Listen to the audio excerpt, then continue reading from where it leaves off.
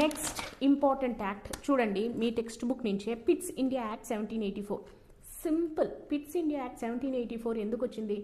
ఈ రెగ్యులేటింగ్ యాక్ట్లో, అమెండింగ్ యాక్ట్లో రెండిట్లో కొన్ని ఎన్ని చేసినా కూడా ఇంకా ఈస్ట్ ఇండియా కంపెనీయే పై చేయి ఉంది.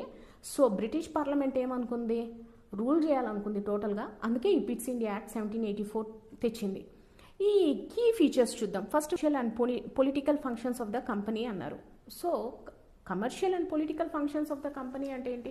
Political and commercial functions separated. అంటే ఏంటి?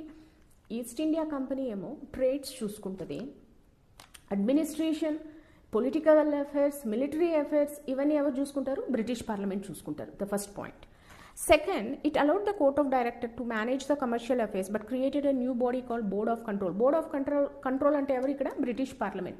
So, even though they are having control over their commercial, that is trades, but it is controlled by Board of Control. Board of Control ante evaro gaadu, it is a British Parliament.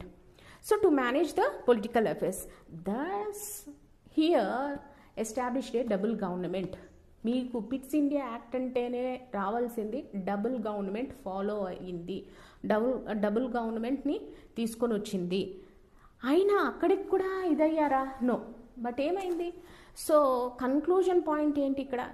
The act was significant for 2 reasons. Important point గుర్తుపెట్టుకోండి. The act was significant for 2 reasons. First, the company territories in India were first time called as a British possessions. British possessions anesi first time it came into existence.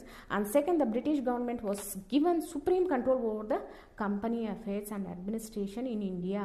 First time British possessions anni, and it has given supreme power in administration of India. This is about your Pitt's India Act 1784. So we have seen regulating act,